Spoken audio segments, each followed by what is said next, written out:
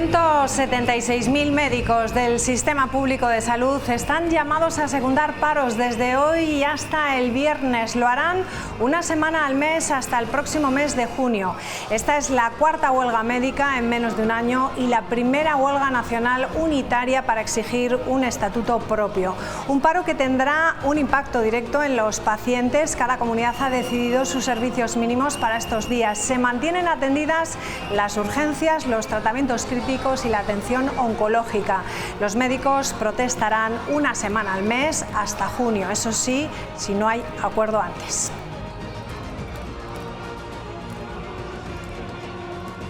¿Qué tal? Buenas noches. Una protesta que arranca para rechazar nuevamente el nuevo estatuto marco que prepara el Ministerio de Sanidad. El texto, acordado y firmado el pasado mes de enero con los sindicatos generalistas, pretende regular las condiciones laborales del conjunto de la plantilla del Sistema Nacional de Salud, algo que no ha gustado a los representantes de los facultativos, que sostienen que el pacto se ha cerrado sin su aval y con puntos que consideran clave aún sin resolver. Vamos a ver exactamente qué es lo que piden. Las demandas más importantes son estas. Piden un estatuto propio, como decimos, exclusivo para los médicos. Tienen, como pueden tener los jueces o los pilotos, un marco propio que les permita negociar sus condiciones laborales particulares. En segundo lugar, quieren acabar con el llamado comodín de necesidades de servicios que permite los traslados arbitrarios de médicos. Y el punto quizá más sensible sería acabar con las guardias de 24 horas. Piden que se paguen mejor y que cuenten como si fuese una jornada cualquiera para la jubilación. Esto es lo que piden, pero dicen que es para trabajar mejor y ofrecer una atención de calidad al ciudadano. Escuchen. Es verdad que pedimos cosas para nosotros, para los médicos como trabajadores y como parte de familias que somos, pero también somos pacientes y ellos tienen que saber que gran parte de esto lo hacemos porque estamos viendo peligrar la seguridad del paciente. Estamos haciendo una medicina de prisas, no estamos haciendo una medicina preventiva. Estamos física y emocionalmente agotados, está habiendo más bajas médicas y todo esto repercute al final en el paciente, que es lo que a nosotros nos preocupa. Bueno, pues está con nosotros Isabel López Aznárez. Ella es la presidenta del sindicato médico aquí en La Rioja. ¿Qué tal? Buenas noches. Buenas noches, ¿qué tal? Bueno, ha comenzado este paro, esta huelga, como decimos, unitaria a nivel nacional. Hemos visto imágenes de este sábado. Un poco, ¿cuál ha sido el seguimiento aquí en La Rioja o qué expectativas se tiene? Hombre, el seguimiento es difícil de saber porque, como comentamos muchas veces, los servicios mínimos que se marcan son muy altos. Hay servicios donde, bueno, en urgencias, por ejemplo, los servicios mínimos son el 100% y en otros servicios pueden llegar hasta un 75%. No conozco todos los servicios porque no sé cómo funcionan todos, pero, por ejemplo, en pediatría, que me toca más de cerca, esta semana va a haber entre 9 y 10 pediatras de servicios mínimos, incluyendo un residente, cuando, por ejemplo, un fin de semana puede haber 3 o 4 en el mejor de los casos, ¿no? Entonces, son unos servicios mínimos francamente altos. Luego a eso hay que sumar la gente que pueda estar de permiso o la gente que pueda estar saliente de guardia, que no van a secundar la huelga porque son jornadas que no cuentan. Entonces, la Administración ha dado un dato en torno al 20%, que si tenemos en cuenta la gente que no puede hacer huelga porque los servicios mínimos y las condiciones de saliente de guardia o de permisos no se lo permiten, no me parece mal. Bueno, estamos hablando de un estatuto que no se actualiza desde hace 23 años, ¿no? Desde el año 2003. ¿Qué es lo que se ha firmado concretamente el pasado mes de enero entre el Ministerio de Sanidad y los sindicatos generalistas que no gusta a los profesionales médicos? Hombre, se ha firmado un estatuto que recoge mejoras porque evidentemente el paso de 23 años ha producido cambios en la sociedad que se han visto recogidos en ese estatuto, ¿no? Pues, por ejemplo, la posibilidad de estar exento de guardias o de turnos nocturnos a los 55 años, el reconocimiento de algunos grados profesionales que estaban mal reconocidos. Son cosas que evidentemente, las exenciones de guardia para las mujeres embarazadas, para las posibilidades de hacer excedencias por cuidado de niños, todo eso está recogido y nos parece bien. El problema es que en el asunto de los médicos hay un capítulo específico en el que se recoge que tenemos la obligación de trabajar 45 horas cuando para el resto de los trabajadores se recogen 35. Que las jornadas de guardia serán de 17 horas, pero si es necesario serán de 24. Que ninguna de esas horas de más que hacemos cuenta, por ejemplo, para la jubilación, y tampoco estamos de acuerdo con la clasificación profesional que se nos concede en el proyecto de estatuto que se está elaborando, ¿no? que se ha pasado, o sea, que el Ministerio ha remitido al Gobierno para su aprobación. Vamos por esa clasificación, por empezar por partes, ¿no? Y verlo así de forma gráfica. Estamos hablando que se compara a los profesionales médicos con otros profesionales sanitarios cuando la formación es totalmente distinta, ¿no? Claro, la formación es distinta, las funciones son distintas, esto es así, ¿no? Pero ya luego, en cuanto a la categoría profesional, pues resulta que un médico, para trabajar en el Servicio Nacional de Salud, tiene que hacer una carrera de 6 años o 360 créditos según la ley Bolonia y todo esto. Luego tiene que presentarse al MIR y hacer un mínimo de 4 años de formación, que nos ponemos en 10, 11 años, ¿no? Entonces, esa es nuestra formación. Entendemos que es diferente que otros grados, pues, que pueden ser fisioterapeutas o logopedas o odontólogos o enfermeras, que con 4 años de formación ya pueden empezar a trabajar en el Servicio Nacional de Salud, ¿no? Luego pueden hacer una especialización que en el mejor de los casos es de 2 años, con lo cual nos pondríamos en 6 años, y en ese punto una enfermera con una especialización y un máster, que es un estudio universitario diferente, estaría equiparada en la misma categoría profesional que un médico con 6 años de formación y 4 de especialización. Es un poco paradójico que la ministra de Sanidad sea médico y que no haya contado, como denuncian ustedes, ¿no?, que no se haya contado con los profesionales médicos dentro de esta negociación. ¿Por qué? A ver, sí, la ministra es médico y ahora es ministra. Y sí se ha contado, o sea, nosotros estábamos en la mesa del ámbito, lo que pasa es que, del ámbito de negociación, lo que pasa es que somos muy poquitos, somos en torno al 20% del personal sanitario. Y la mesa de negociación se ha establecido, o sea, los sindicatos fuertes son los sindicatos de clase, que son el Sindicato de Funcionarios CESIF, Comisiones Obreras, UGT y un sindicato gallego que se llama CIG, SAUDE. Y luego está una pequeña parte que se reparte, o sea, cada uno de estos tiene una parte en la mesa de negociación, y la última parte se reparte entre un sindicato de profesores que no ha entrado en la negociación porque no le interesaba, SATSE, que es un sindicato exclusivamente de enfermería, y luego CENSATSE, que es una parte sindical en la que en la Confederación Estatal de Sindicatos Médicos va junto con SATSE. O sea, nuestra voz en esa mesa es como de un 2% de la decisión, es muy pequeña. Sí que hemos ido, pero nos han hecho poco caso. Poco caso. Bueno, pues vamos a explicar, decíamos que no sé, a uno le puede parecer increíble, ¿no?, que tengan ustedes tan poca voz en eso cuando se está hablando de un estatuto marco, porque ustedes han pasado de ser héroes, ¿no?, en momentos muy difíciles, y ahora, bueno, así les hemos considerado durante mucho tiempo, y ahora de repente que tengan esa voz tan pequeñita, eso no se entiende, ¿no? Bueno, es como están...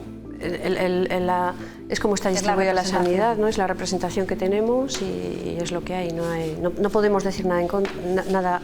Eso es democrático, ¿no? Esa es nuestra representación democrática.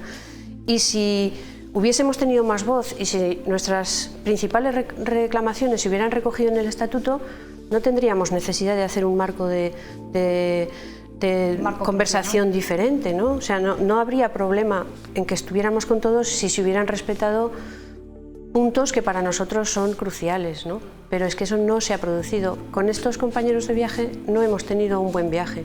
Necesitamos negociar asuntos que son cruciales en nuestra vida profesional en otro marco.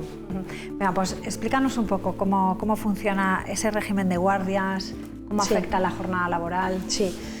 O sea, mira, tengo aquí, por ejemplo, los datos de la jornada laboral de este año en La Rioja. La jornada laboral ordinaria para cualquier trabajador del Servicio Riojano de Salud son 1.526 horas, ¿no? Sobre esas, nosotros tenemos que hacernos cargo de una jornada complementaria que es obligatoria de 655 horas más, lo que es 42% más de una jornada normal, ¿no? Y sobre esas hay una actividad voluntaria de unas 150 horas más, o sea que podríamos llegar a hacer unas 2.330 horas, que es un 52% más que la jornada básica de cualquier trabajador del Servicio Riojano de Salud. Y ese exceso de jornada es en base a trabajo de guardia, ¿no? Trabajo de guardia que, dicho sea de paso, la hora de guardia se paga bastante por debajo de la hora ordinaria, ¿no?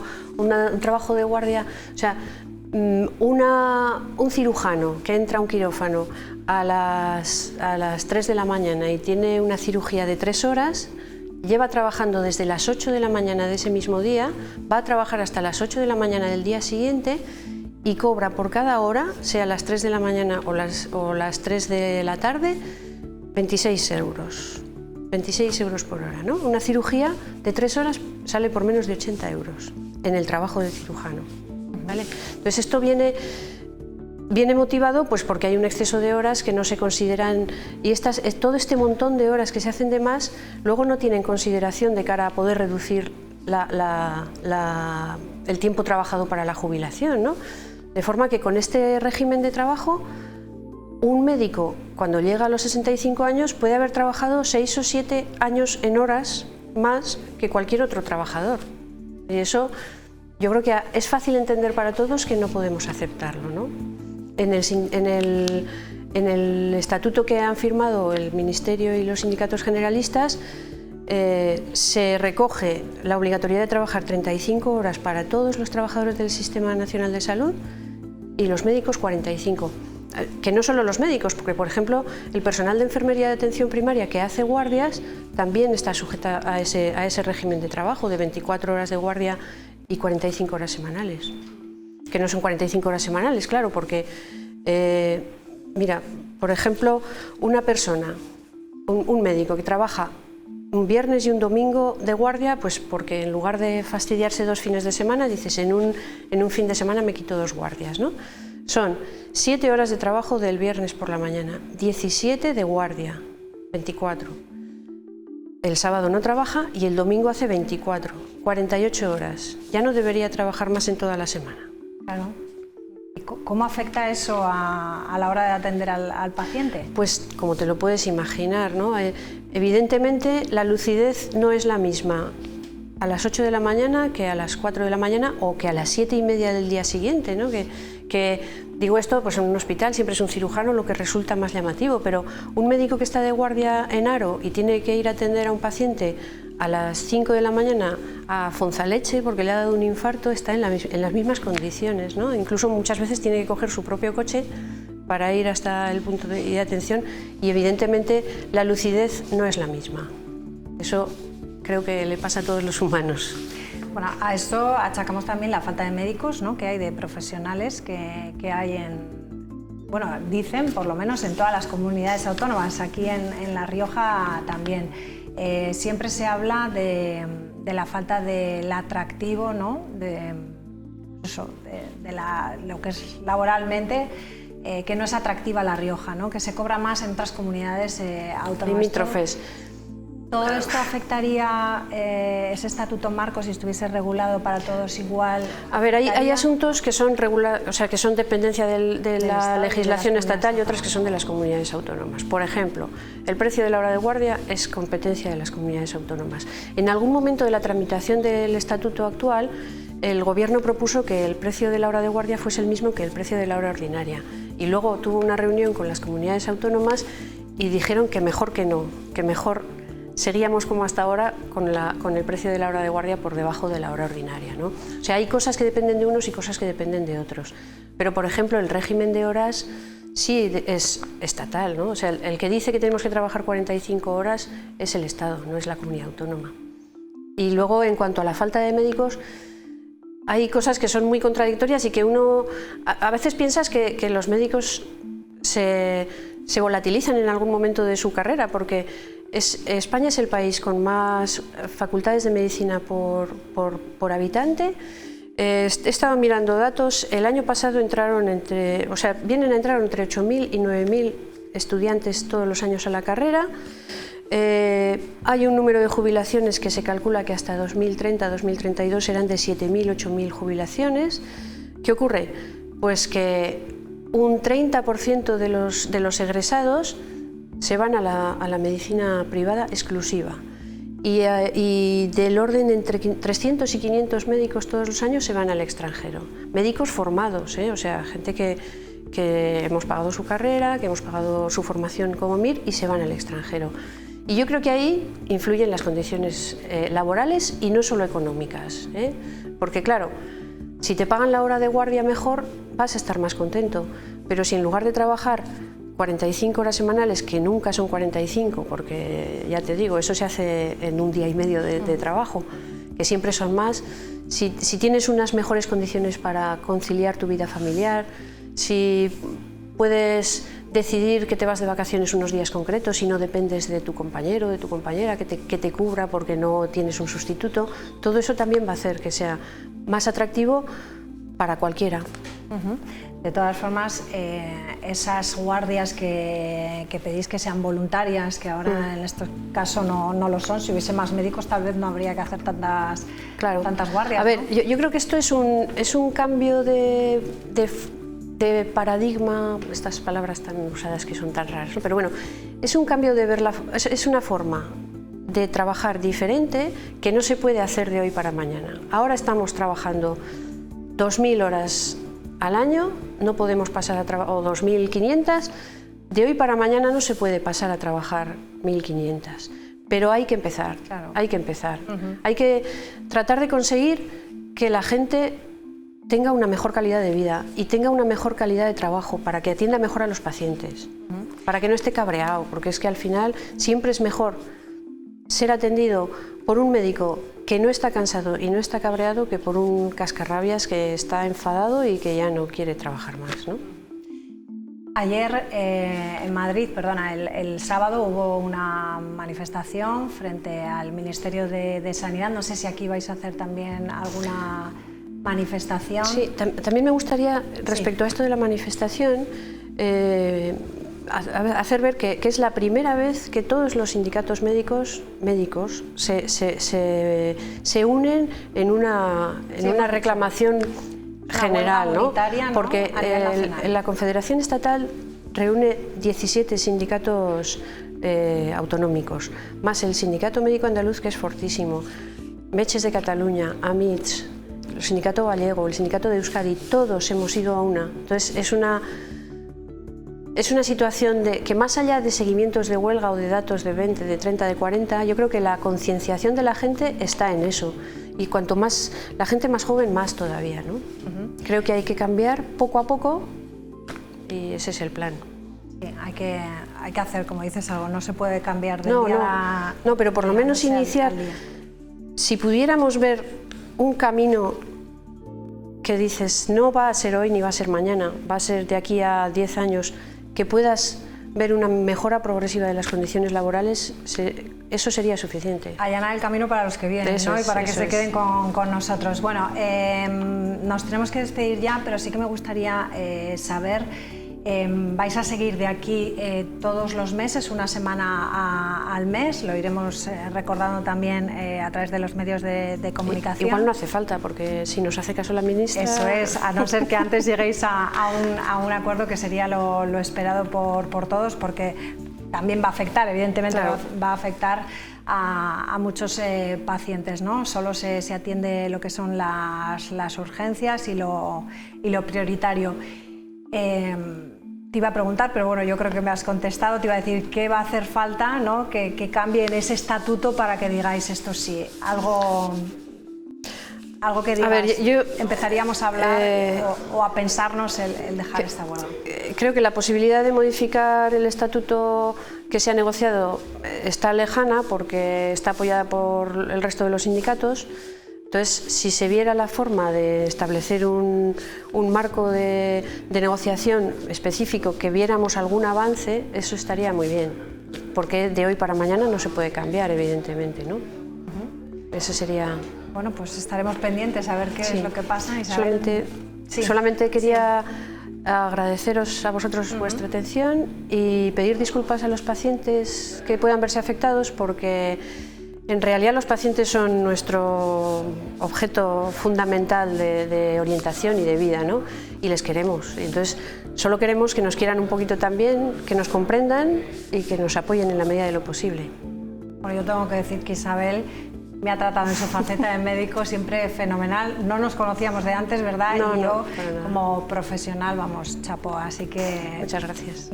Es sincero lo que dices, ¿no? Que el objetivo son los pacientes y atenderlos a ellos.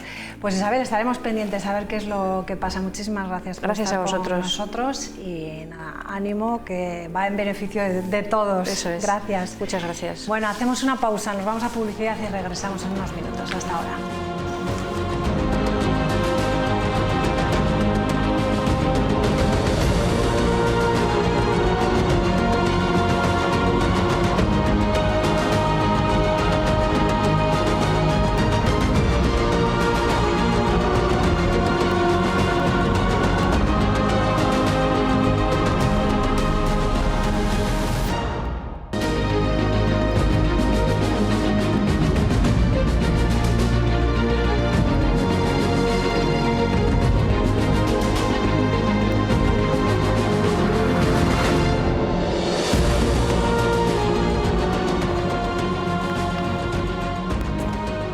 Bueno, pues saludamos ya a la mesa, vamos a dar ya tiempo a la tertulia aquí en Punto de Encuentro. Saludamos a Inmaculada Ortega, ¿cómo estás? Buenas noches. Muy bien, buenas noches. Chuchi Hernández, buenas noches. Hola, buenas noches. Y Diego Mendiola, ¿qué tal? Buenas noches. Buenas noches. Enhorabuena. Gracias. Bueno, vamos a empezar hablando sobre el Estatuto Marco de los médicos. Hemos estado hablando antes con el sindicato médico.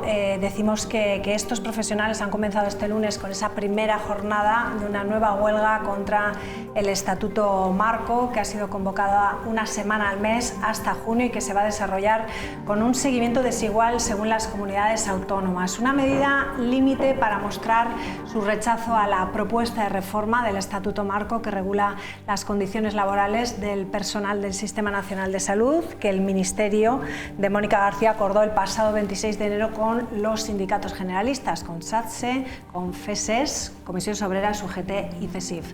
Chuchi, ¿lo he dicho bien? ¿Se dice así? El SATSE, FESES es lo mismo. Vale. Bueno, acabamos de hablar ahora con el sindicato médico de aquí de La Rioja. No están conformes, creen que no, habiendo tenido representación en esa mesa, no están conformes porque quedan diferentes puntos que yo creo que lo más importante para ellos, como han dicho, es las guardias, la jornada laboral, ¿no? Y el desplazamiento de los médicos, ¿no? A ver, yo creo que la principal reivindicación ahora que yo entiendo que están haciendo, y con todo el respeto a la convocatoria de huelga, es que no se ha negociado un estatuto marco propio para ellos. Nosotros, como sindicato firmante, entendemos que un estatuto marco sanitario tiene que incluir a todas las profesiones sanitarias y no sanitarias del Sistema Nacional de Salud. Todos los trabajadores de la salud tienen que estar representados en un estatuto marco, porque si no, de lo contrario, sería el desmembramiento de las negociaciones en todos los ámbitos de la sanidad. Cada grupo negociaría lo suyo propio y esto sería un caos tremendo. Lo que se ha conseguido es un hecho importante bajo mi punto de vista. Hace 23 años que no teníamos un estatuto marco nuevo, el último databa del año 2003. Y en ese estatuto marco se han recogido especificidades de cada uno de los grupos profesionales, atendiendo a sus cualificaciones académicas y a su responsabilidad profesional, incluidas las categorías de médicos. A los médicos se les ha reconocido que tienen que trabajar menos horas de guardia. Por poner un ejemplo, un médico que estaba trabajando en jornada ordinaria, que trabajaba de mañanas, si le ponían una guardia de 3 de la tarde a 8 de la mañana, hacía su jornada ordinaria por la mañana, enganchaba la guardia de 17 horas y hacía su jornada ordinaria de la siguiente mañana, con lo cual podía trabajar 31 horas diarias. Con este estatuto marco eso ya no puede suceder, salvo que voluntariamente lo acepte el profesional. y con informe favorable de salud laboral. Se han limitado a un máximo de 17 horas seguidas trabajadas, o sea, hemos bajado de 31 a 17. ¿Vale? Por ejemplo, en lo que es las horas de guardia seguidas de trabajo.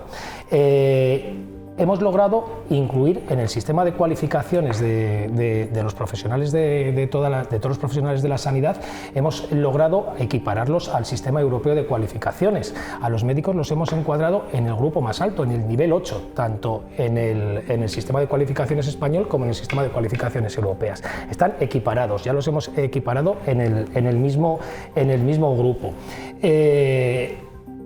Luego hay cosas que evidentemente no se han negociado. No se ha negociado el precio de hora de guardia, que es otra de las reclamaciones que hemos estado escuchando de ahora, pero no lo podemos negociar.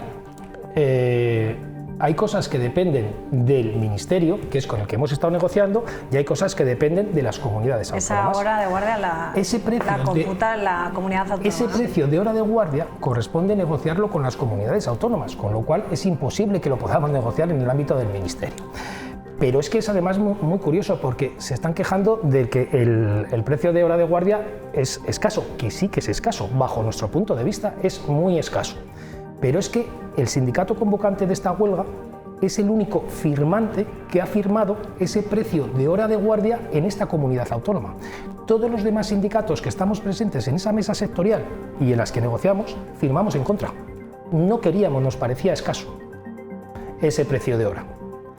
Entonces, o sea, ahora nos decían que, por ejemplo, un cirujano cobra la hora a 26 euros, netos, sí, aproximadamente. Y si está operando 3 horas, 80 euros sale la cirugía, que era muy poco. Muy poco. Consideran que es muy poco. Sí, y sí es escaso, pero si lo han firmado ellos. El precio de hora de guardia en esta comunidad autónoma lo han firmado ellos. Entonces,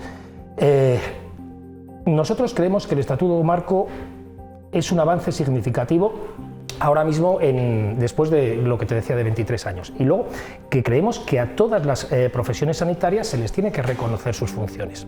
Porque a la hora de una cirugía, evidentemente, si el médico no cuenta con el apoyo de la enfermera, no se va a operar. Si el material no lo ha preparado las TECAIS, pues no se va a operar. Si el quirófano no está limpio, no se va a operar. Si el instrumental no está desinfectado, no se va a operar. Entonces, al final es un conjunto en el que todos los trabajadores del sistema sanitario tienen que estar unidos para que se pueda llevar esa operación. Y que luego el médico es el que realiza la función más importante, que es la operación en sí, sin lugar a dudas. Pero todos tienen que estar unidos y todos tienen que estar representados. Bueno, pero es la primera vez que los sindicatos médicos se unen en una huelga nacional, ¿no?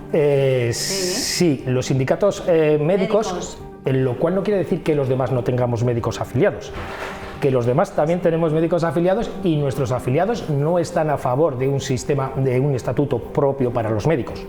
Entonces, es ciertos médicos que están afiliados a sindicatos exclusivamente médicos los que están solicitando ese estatuto propio. Bueno, pues vamos a preguntar a los demás, ¿qué les parecen estas reivindicaciones? Diego, ¿tú qué crees? ¿Que pueden tener un estatuto propio? Dentro del respeto jueces? Que me merece cualquier tipo de reivindicación de cualquier colectivo, de cualquier sindicato que reivindique las mejoras de sus condiciones salariales, laborales, etcétera, etcétera, pues me parece legítimo que lo hagan, pero yo creo que es desviar un poco el planteamiento de cuáles son los problemas de la sanidad.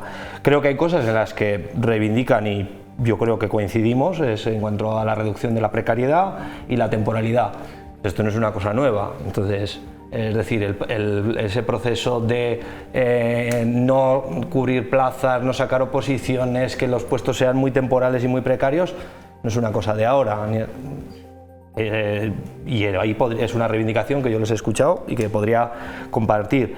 Pero creo que para hablar de la sanidad, creo que es importante una reivindicación del sistema público sanitario frente a la privatización y reivindicar la atención primaria y la prevención, que son el patito feo del sistema. Y luego también hay otra serie de cuestiones que habría que hablar. Evidentemente, igual hace falta más financiación pública para salarios, para muchísimas cuestiones que afectan a los médicos y, como decía Chuchi, a otro tipo de personal en el cual si no tiene unas buenas condiciones laborales y salariales, etcétera, tampoco va a funcionar, porque los médicos no hacen todo el trabajo.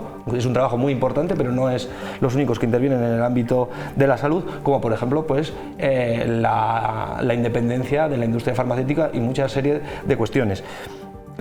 Siempre una reivindicación laboral de cualquier colectivo, yo creo que hay que respetarlo, pero creo que desde mi punto de vista, como organización política, nosotros lo que vemos es el conjunto y es mejorar el sistema público de salud, independientemente de que cada uno pues, puede ir a la huelga. Creo que es un derecho que con los tiempos que pueden venir creo que hay que reivindicar, como lo reivindicaban también los de las torres de control de los aeropuertos, que había gente que les criticaba, no, si tienen unos sueldos y trabajan muy poco.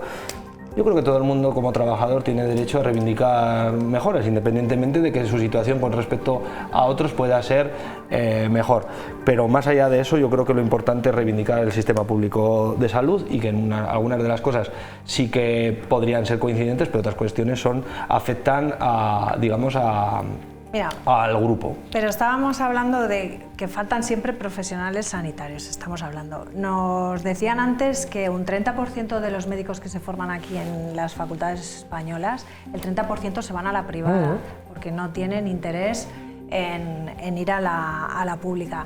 Estábamos comentando también, bueno, yo lo pongo sobre la mesa y me decís si lo veis bien o mal. Estábamos diciendo que, claro, se quejan, a lo mejor no haría falta que hiciesen tantas guardias, ¿no?, inmaculadas si hubiese más profesionales sanitarios que cubriesen eso, porque dicen que son voluntarias, pero al final no son voluntarias. No, es que te reparten no pueden y te dicen, serlo, tienes además. Tiene que cubrirse. Las guardias es imposible que sean voluntarias, obedece a un sistema en el que tienes que cubrir las 24 horas del día, 365 días al año, la atención tanto especializada como primaria. Lo que pasa que a mí me parece, como ha dicho Chuchi, y estoy completamente de acuerdo con él, que hay una parte importantísima de las reivindicaciones generales que la cubre el Estatuto Marco. Y ahí estamos hablando de concursos de traslados, estamos hablando también de número de médicos, del tema MIR, de cuántos se forman, porque evidentemente claro que hacen falta más, y también enfermeras, y también limpiadoras, y también personas que estén al tanto de las farmacias, de todo lo que es el aparato sanitario. A mí me gustaría, por ejemplo, que una cosa que es importante, yo la vivo ahora mismo de cerca, que es la homologación de las carreras de medicina, de los médicos que nos están viniendo de fuera un poco más ágil, manteniendo siempre la calidad que evidentemente la ANECA y los sistemas de homologación educativos tienen, pero yo tengo ahora un ayudante alguacil que es un médico, no se ha podido homologar. No digo que mañana entre, porque tiene que tener su sistema, pero ahí tenéis que entrar también, Chuchi, cómo se puede agilizar, porque eso nos daría la posibilidad de tener más médicos, que es muy importante.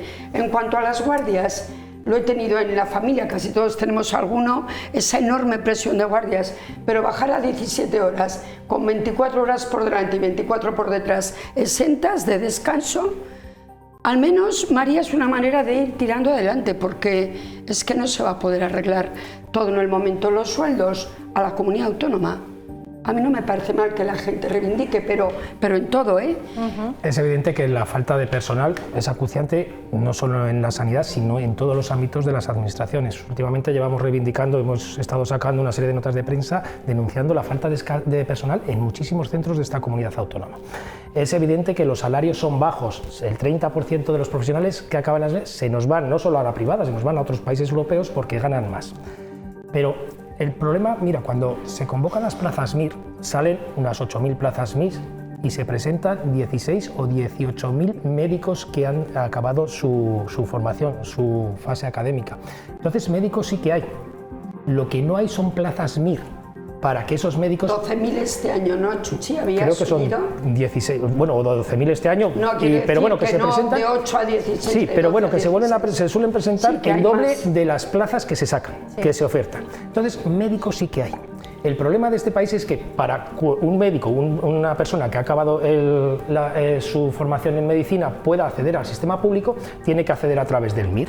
Lo que no sacan son plazas MIR y llevamos años reivindicando que, por favor, se homologuen más plazas, se acrediten más plazas en los hospitales, pero no hay manera. Y acreditar una plaza no se hace de hoy para mañana, es un proceso largo que puede llevarse hasta 2 años de acreditación. Pero las administraciones no toman ese tipo de medidas, pero no sé por qué. Ya, Claro, Chuchi, tienen que hacerlo. Yo creo que este año se había aumentado, aunque no es suficiente, pero claro, cada MIR tiene que tener un adjunto que es un tutor. Un tutor. Y lo tiene que tener en enfermería, lo tiene que tener en medicina. Eso también hay que pagarlo y hay que pagarlo bien. A lo mejor ahí es donde está hay que problema. Engranar las cosas. Hacen falta muchos más sanitarios. Creo que acabas de dar el problema, que es que hay que pagarlo. Claro, y claro, a lo mejor prefieren dedicar el dinero a otras cosas que no a formar más médicos. Y a lo mejor dicen que con los médicos somos suficientes, pero luego ahí está la atención que se le presta a la ciudadanía, ahí están las listas de espera y ahí están los problemas que estamos teniendo todos los ciudadanos a la hora de ser atendidos en la salud y en cualquier ámbito de las administraciones, que ahora mismo nos toca ir a relacionarnos con la administración. La escasez es tremenda en cuanto al personal que tenemos en las administraciones, y las administraciones no están por la labor de paliar esa escasez de personal. ¿Cómo lo veis? Yo, una pregunta que os haría, un médico que acaba de terminar los 6 años de formación, sin tener el MIR puede ir a la privada. Cuando hablamos de que hay un 30% que se van a la privada, no pensemos que han terminado su formación, incluso MIR, que llega a 10 o 11 años, dependiendo de si es de cirugía o no, sino que se van, quiero decir, que prefieren ir. Yo conozco casos que van pero luego vuelven, quiero decir, al final, a medida que poco a poco vamos mejorando las condiciones, y cada vez hay que mejorarlas más a través de esto, estatuto marco, negociaciones de comunidad y tal, autónoma y tal, vuelven, porque tampoco todo es jauja en la medicina privada. Yo creo que en la pública tienen la libertad, como tenemos los profesores de cátedra, la tienen ellos desde el punto de vista de tener que diagnosticar, que pronosticar y demás. A veces lo privado no es tan fácil.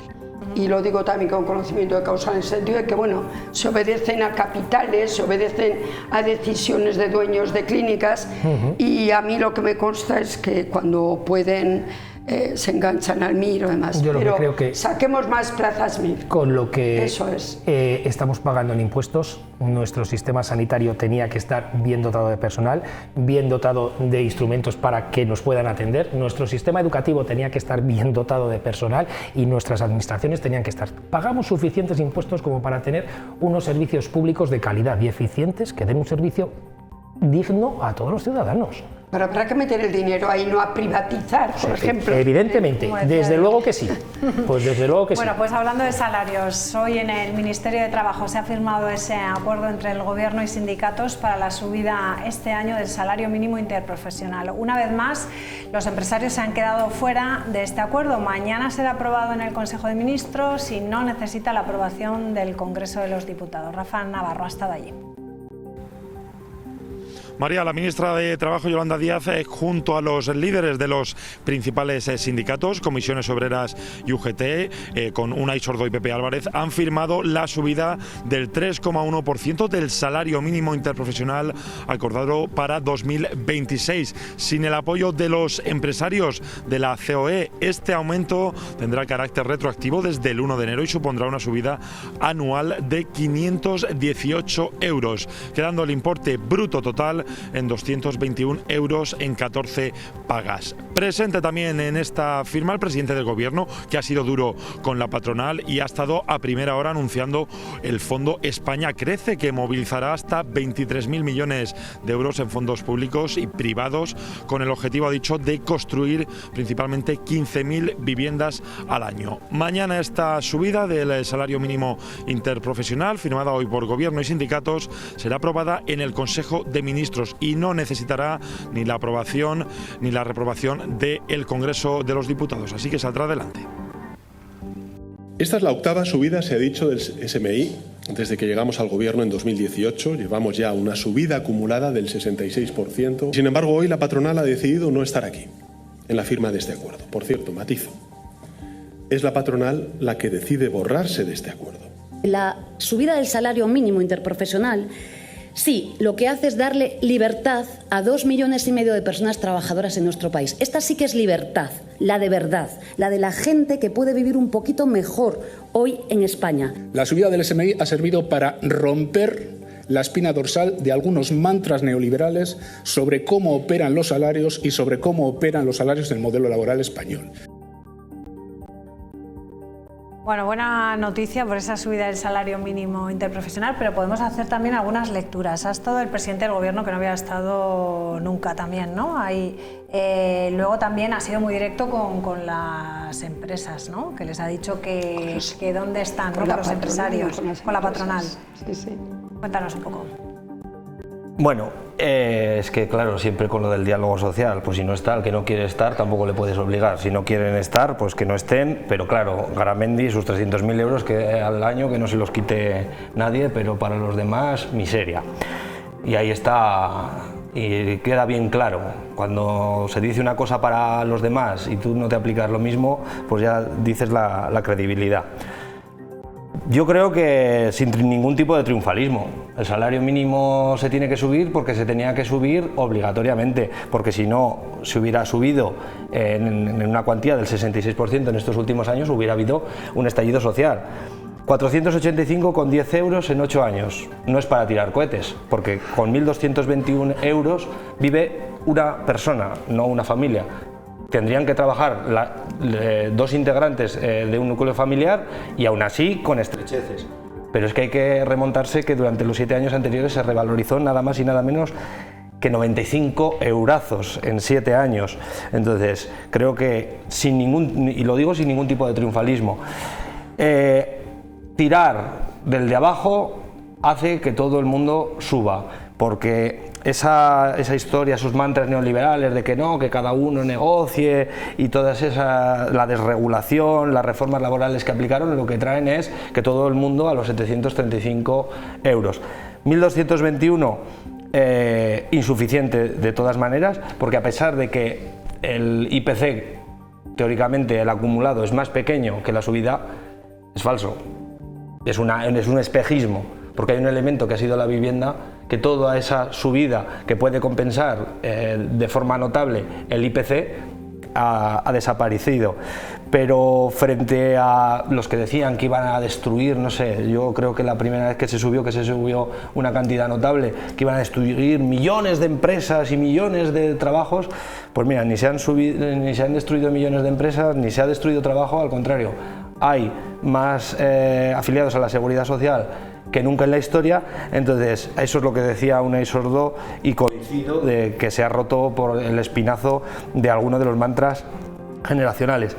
Pero ahora no está tan de moda criticar el SMI, la subida del SMI, porque ya se ha visto durante 7 años que subiéndolo de forma razonable, aunque insuficiente, vuelvo a repetir, no pasa absolutamente nada, porque si la gente dispone de más salario, también le va bien al pequeño comerciante, a la pyme, al autónomo. Es automáticamente un beneficio económico global. Y luego, bueno, pues ahora lo que está muy de moda es la guerrita que quieren montar entre el último y el penúltimo, pero ahora han cambiado un poco la moda, y la moda es ahora las guerritas generacionales, ¿no? Ahora el gran objetivo es desacreditar el sistema público de pensiones.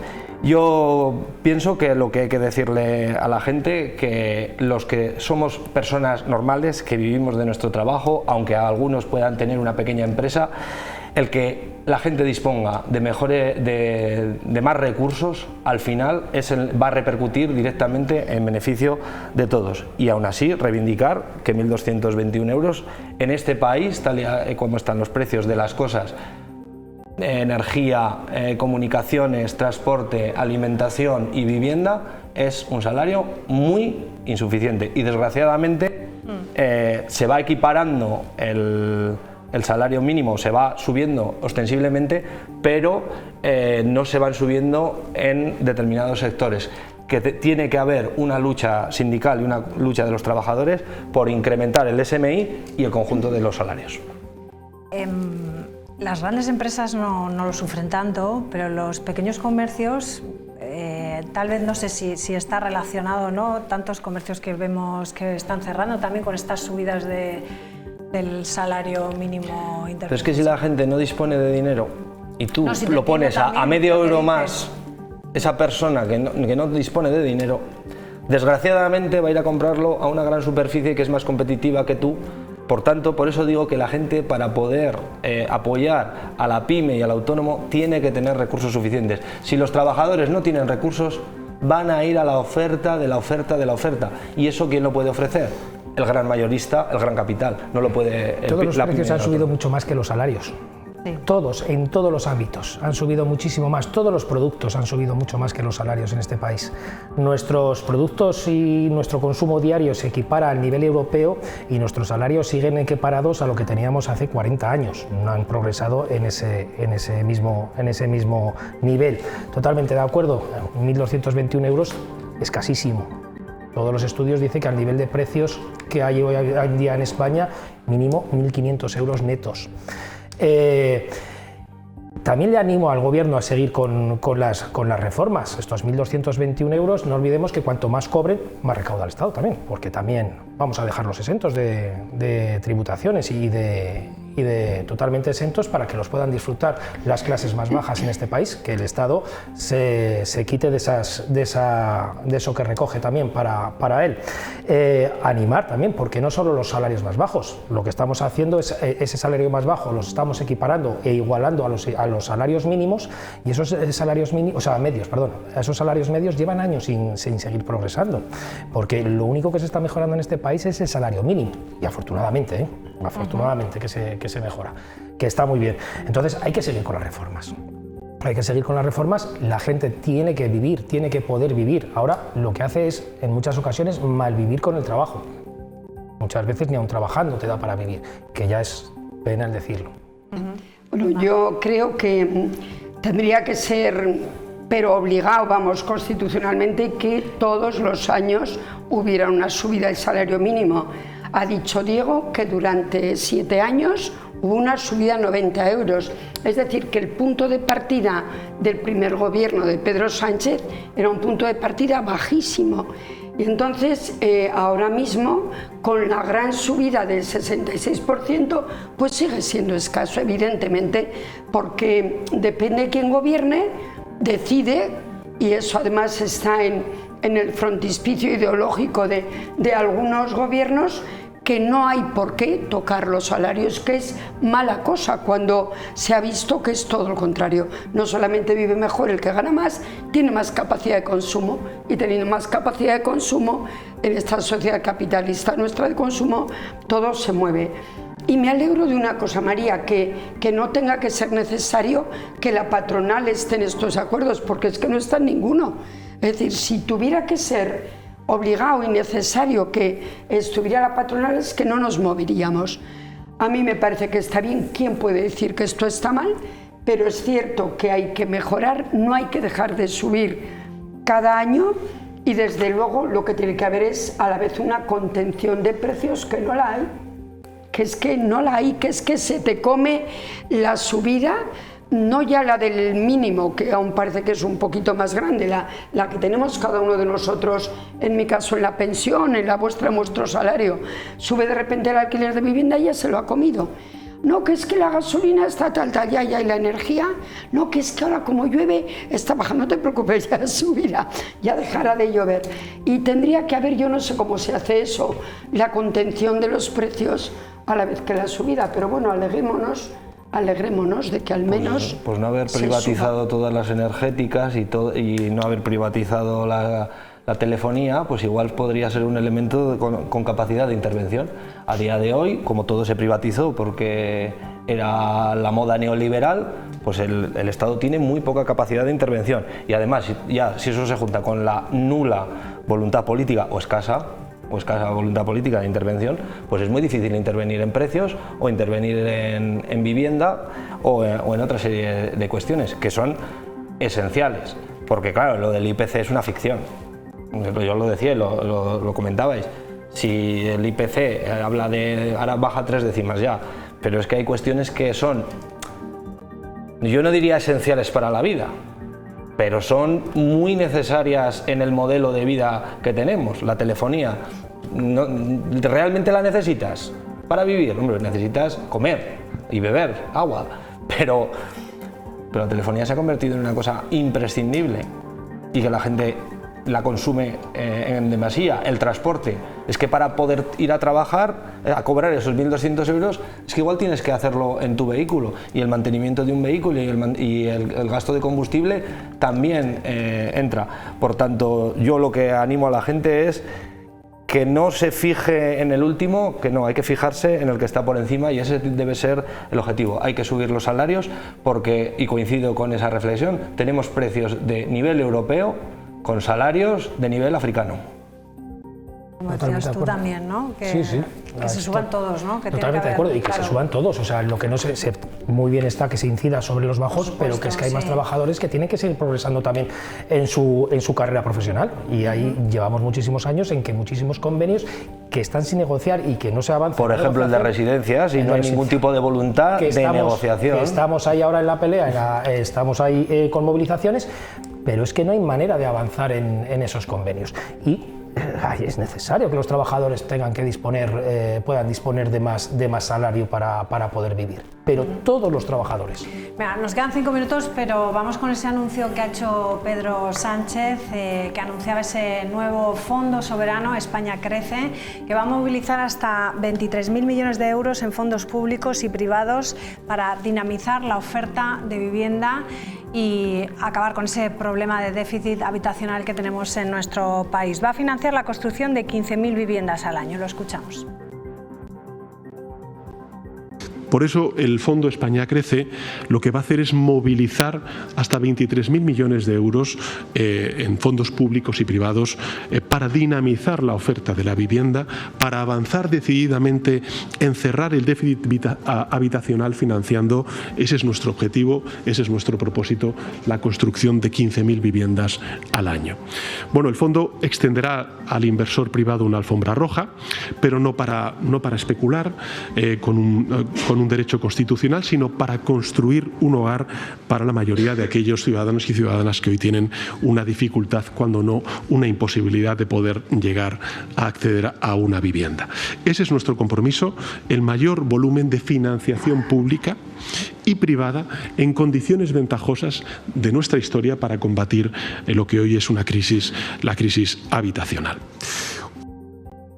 Venga, Inma, vamos contigo. Es una buena noticia hablar de la construcción de viviendas para el alquiler asequible, pero tenemos que ver un poco de dónde se sacan también este dinero, que viene de unos fondos. Me imagino que será para que no se pierdan también esos fondos europeos, ¿no? Que se puedan invertir en algo. Y luego, una cosa que no sé si es compatible, lo que es la inversión privada, ¿no? con el alquiler asequible. Bueno, eso está ahí, esa propuesta, no sé qué os parece. Bueno, yo... lo que ha salido, que tampoco es una gran información en este momento para poderla valorar, le doy unos aspectos muy positivos. El primero, yo creo que nuestro país tiene que poder tener siempre algún gran proyecto de país. En su momento tuvo que ver con los fondos de cohesión y aquí se pudieron hacer autovías, en fin, fue una cosa muy importante. Los New Generation, siendo un poco más pequeños a raíz de la pandemia, han ayudado también mucho, y ahora viene este tercer gran impulso. Se ha hablado de la vivienda, pero si lo leéis, tiene muchas otras cuestiones que tienen que ver con infraestructuras, con tecnología, etc. Entonces a mí me parece que tener un gran proyecto de país es importante. ¿Cómo se puede hacer? Por lo que yo he leído, se va a poner lo que sería el ICO, en parte, que es lo más relacionado en este caso con la vivienda, que es por donde has empezado.